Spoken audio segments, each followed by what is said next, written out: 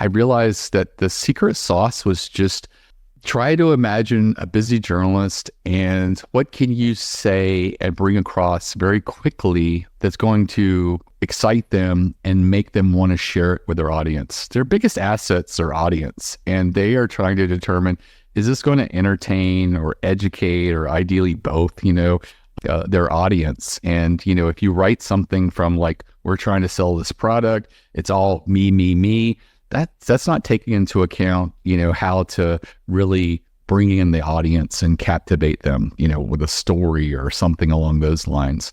And so I just felt really, like I was figuring it out and doing really well. And at the same time, every time I do a fax, I would get calls from journalists saying, hey, instead of faxing in the future, could you start emailing? And I was like, yes, email's good. I could create a little email list.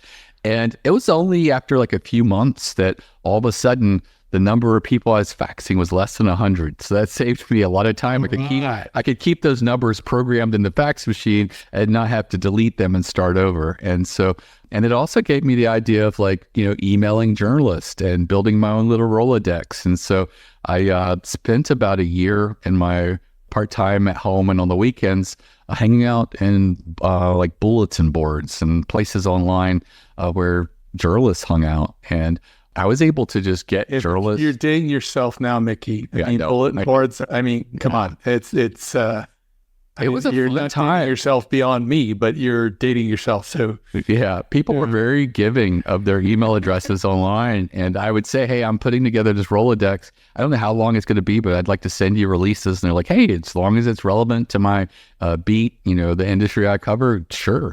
And so I launched in 1998 with about 10,000 journalists in my little database. Wow. And I was just a matchmaker sending out releases back and forth. And over the years, PR Newswire, which is a newswire of press releases, reached out to me and said, we like what you're doing. We'd like to find a way to work together. And so they were offering a local distribution at a discount, and I wasn't really interested because, my people want national media attention. And so eventually they agreed to give me a national distribution at a huge discount. Like today, for a 600-word press release, they charge over $1,700 for a national press release. Wow. And, you can get that through us for about a quarter of the price.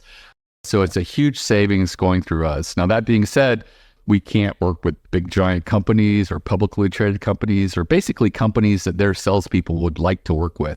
And their threshold is you look like you could spend $10,000 to $20,000 a year with them. And my customers aren't that. These are people who, they have a couple $1,000s maybe a year or even less to spend. And so it's been a really good partnership. Today, we do over 10,000 press releases a year. And we sort of act as a co-op for small businesses and entrepreneurs and startups and, authors and everybody like that. And it really gives them access to the wire. And I'm really glad I did this because, my email distribution that I started with, it's no longer a really great way to reach journalists. Media databases have become very popular over the last couple of decades.